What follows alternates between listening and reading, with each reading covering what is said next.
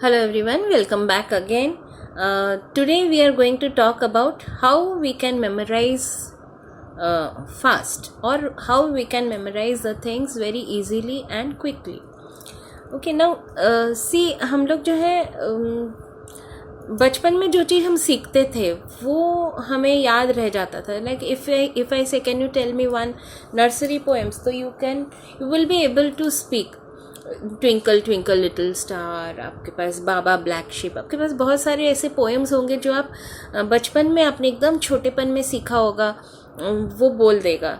लेकिन अभी अगर आपको बोला जाए आप क्लास 9th की एक पोएम बताइए या क्लास 7th की एक पोएम बताइए, तो मे बी पॉसिबल कि you might not able to say, या फिर आपको बोला जाए कि आप क ख ग घ पूरा बोलिए एकदम सीक्वेंस में, शायद हो सकता है आप नहीं बोलेंगे. वही अगर आप फर्स्ट सेकंड के बच्चों को बोलेंगे तो वो उस चीज़ को लर्न कर सकते हैं. तो रीज़न बिहाइंड दिस इज़, जब हम छोटे होते हैं, मतलब हमारा जो एज ग्रुप 4 to 5 तक का रहता है, तो वो जो ब्रेन है वो it works as a sponge. आप उसमें कितने भी इंफॉर्मेशन डालते जाइए, पानी डालते जाइए, वो स्पंज जो है वो ग्रैब कर लेगा, क्योंकि ब्रेन जो है उस टाइम पे डेवलपिंग रहता है एंड काफ़ी सारी इंफॉर्मेशन जो है वो कलेक्ट कर लेते हैं and it is stored inside it.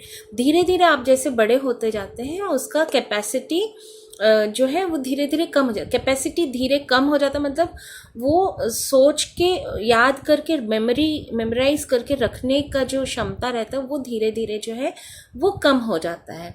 Understood? मतलब आप बचपन में जो चीज़ आपने पढ़ाई की होगी या आपने कुछ खाया होगा या आपको कोई सिचुएशन के बारे में पूछा होगा, तो आपको वो ज़्यादा याद रहेगा. जैसे आप मुझसे अगर पूछेंगे कि कॉलेज की आपकी बहुत सारी अच्छी यादें हैं, या फिर आपने कुछ जो है बहुत आपके क्लोज फ्रेंड्स होंगे, आप उनको याद करिए, या आपके पीछे कौन बैठता था. मे बी मेरे को बाय फेस मुझे याद है, बट शायद मुझे वो नाम याद नहीं है उनका.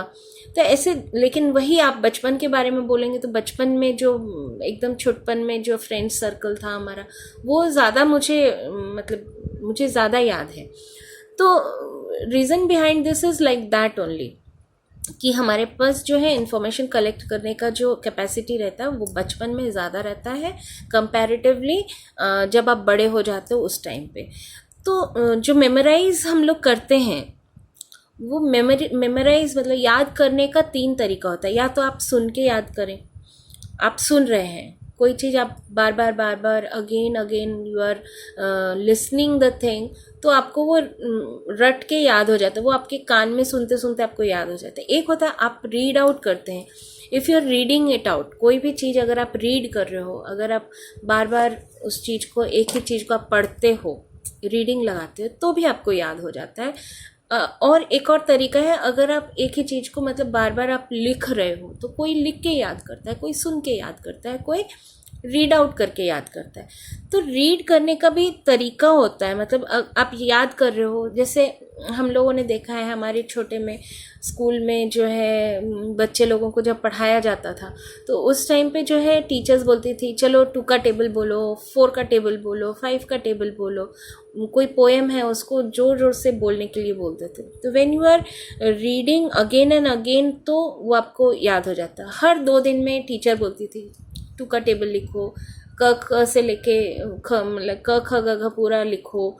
तो ये बार बार जब आप लिखते हो कोई चीज़ तो आपको लर्न हो जाता है. एक होता है आप कोई चीज़ रीड करके आप उसको इमेजिन कर रहे हो, तो इमेजिन, अगर आप कोई चीज़ इमेजिनेशन में रखोगे, वो चीज़ भी आपको जो है लर्न करने में जो वो आपको बहुत जल्दी जो है वो लर्न करके आप अपने ब्रेन में उसको रख सकते हो. If you are imagining, suppose आप कुछ सेल के बारे में पढ़ रहे हो, तो जब तक आप रीड आउट करके पढ़ोगे उससे बेटर है if you imagine the concept कि भाई कौन सा सेल है, कौन सा एटम है, कौन सा मॉलिक्यूल है, कैसे करके वो रिलेट करता है. When you imagine the thing then you can memorise the things fast. Got it? अभी जो है मैं आपको एक चीज़ बताऊं, जब आप रिपीटेशन ऑफ द कॉन्सेप्ट वो कितने बार करने से वो जल्दी याद हो सकता है ना।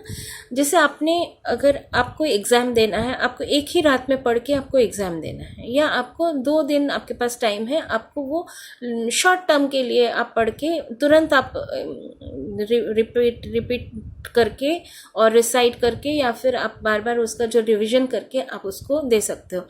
जैसे आप आज आपने पढ़ लिया 100%, आपने उसको जो है आपके दिमाग में वो घुस गया बात, ठीक है। 1 घंटे बाद जो है वो धीरे धीरे आपके दिमाग में से वो आउट हो जाएगी, क्योंकि आपने बहुत सारा इन्फॉर्मेशन कलेक्ट कर लिया।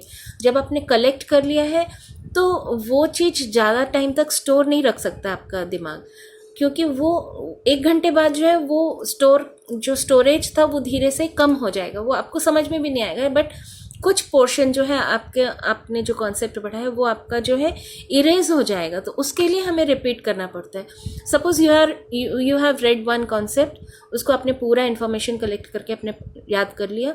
आप 1 घंटे बाद उसको रिपीट करके फिर से याद बोलने जाओगे, तो उसमें से अगर आंकड़े की बात करें तो राउंड अबाउट 40% जो है वो आपका ख़त्म हो जाता है। आपको सिर्फ उसका 60% ही आपको याद रहेगा, बाकी 40% आपके 1 घंटे तक ही रुक सकता है। फुल इन्फॉर्मेशन आप चीज़ नहीं बोल पाओगे, करेक्ट। वही चीज़ धीरे धीरे करके जो है उसका लेवल जो है टाइम ड्यूरेशन के साथ में वो याद रखने की क्षमता कम हो जाती है। लेकिन अगर आपको तुरंत याद करना है, जैसे 2 दिन में आपके एग्ज़ाम्स हैं या 1 दिन में एग्ज़ाम है, तो आपने अभी पढ़ने के बाद में आप जो है तुरंत उसको 1 घंटे बाद एक बार और रिपीट कर लीजिए, ठीक है। करने के बाद जब आपने सेकेंड टाइम उसको रिपीट किया तो वो थोड़ा ब्रेन आपका वही चीज़ ओवरलोड नहीं होगा, वो और थोड़ा सा जो है आपके पास में रखेगा। फिर आप जो है उसको जो है सेकेंड रिपीटेशन 1 घंटे बाद किया, फिर थर्ड रिपीटेशन आप 6 से 7 घंटे के बाद करिए। उसके बाद में फोर्थ जो है आप 24 घंटे के बाद में एक और बार उसका फोर्थ रिपीटेशन कर लीजिए, फोर्थ रिवीजन आप करिए। जब आप फोर्थ रिवीजन कर लोगे तो it will be inside your head. ये मैं आपको शॉर्ट टर्म के लिए बोल रही हूँ कि आप शॉर्ट टाइम फटाफट आप कुछ याद करके आपको एग्जाम देना है, तुरंत ये कॉन्सेप्ट कंप्लीट करना है, तो यू कैन डू दैट। लेकिन अगर if you want to keep the concept for a long time, बहुत दिनों तक, सपोज आप मेडिकल कर रहे हैं और आपको जो है बहुत सारा चीज़ आपके दिमाग में रखना है, तो वहाँ पे जो है आपकी रिपीटेशन ऑफ रिवीजन वो आपकी जो है थोड़ा लॉन्गर पीरियड में रखने के लिए आपको कैसे करना है। आज आपने पढ़ लिया, फिर आप 1 घंटे के बाद पढ़ लीजिए। 1 घंटे के बाद में आपने फिर 24 घंटे में एक बार पढ़ लिया, जब 1 दिन में के बाद पढ़ लिया। जब वो पढ़ लिया फिर आपने बोला कि हाँ अब ये सेट हो गया। अभी लॉन्ग टर्म में क्या होता है कि आप आगे आगे पढ़ते जाओ, you don't have the time to revise a first thing जो आपने पहले पढ़ा है। तो do one thing, after 4 to 5 weeks आप एक बार फिर से उस चीज़ को रिपीट कर लीजिए, मतलब एटलीस्ट यू रीड आउट। जब आप वो रिवाइज कर लोगे तो वो फिर से वापस वो फ्रेश होकर के आपके दिमाग में वो बैठ जाएगी चीज़ें।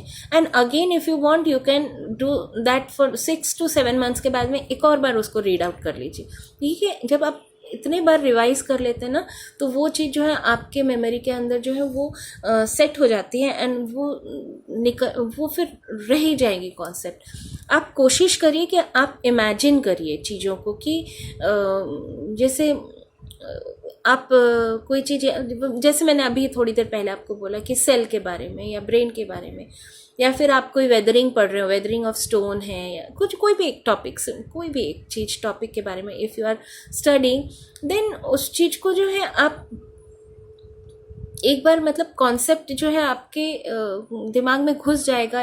इमेजिन कर लोगे कि हाँ वेदरिंग में जो है स्टोन ऐसा होता है पहले, फिर धीरे धीरे उसका जो है स्टोन उसके क्रशेस निकलते हैं, फिर वो लास्ट में वो सैंड बन जाता है। तो जब when you imagine the thing तो वो चीज़ आपको मेमोराइज़ करने में इजी हो जाता है। आप विजुलाइज करिए, काफ़ी सारी चीज़ें आजकल तो बहुत सारी एनिमेटेड थिंग्स भी आ गई हैं कि if you want to learn तो आपके पास एनिमेशन के थ्रू में भी आपको दिखाते हैं। तो यू विजुलाइज, यू इमेजिन, और कोशिश करिए। बड़े बच्चों के लिए मैं बोलूँगी कि try to grab the things या collect the things which are very updated one. Old books मत देखिए, और इन्फॉर्मेशन जो है वो 100% कलेक्ट कर लीजिए। क्या है कि पुरानी चीज़ें अगर आप पढ़ोगे, सपोज़ आपके पास में किताबें रखी हुई आपके पेरेंट्स की या आपके मदर की, या don't go into that. Try to collect the information which are very new या फिर अपडेटेड वर्जन हो, ट्राई टू कलेक्ट दैट, और फिर उसको आप जो है उस चीज़ को पढ़िए, है ना। तो इस वे में जो है आप कोशिश करिए कि आपको इजीली ये हो जाए। लेकिन हाँ, जो भी चीज़ें मैं बोलती हूँ उसके पीछे एक रीज़न यही रहता है कि बच्चे जो हैं रीड करना या उनको जो है राइटिंग में आजकल जो है बच्चों को इंटरेस्ट नहीं है। दे लर्न थ्रू, आजकल ऑनलाइन तो है, वैसे टीचर्स ऑनलाइन क्लासेस ले रही हैं, प्लस जो वीडियोस भी वो देखते हैं तो वो एनिमेटेड वर्जन्स ज़्यादा रहते हैं। उससे बच्चे जो बहुत ज़्यादा इमेजिनेशन पावर उनका बहुत ज़्यादा हो जाता है। जस्ट आपका जो है रिविजन का रिपीटेशन जो है बार बार अगर होता रहेगा, it will make you memorise easily, correct. तो आज हम इस बारे में बात करें। नेक्स्ट 2 वीडियो जो है मैं सोच रही हूँ ऐसे मेमोराइज के साथ में अपन एक ग्रुप डिस्कशन एंड एक डिबेट के बारे में हम लोग 2 videos related to this things we will do it, okay. For आज के लिए बस इतना ही। Till then, stay blessed, goodbye and peace.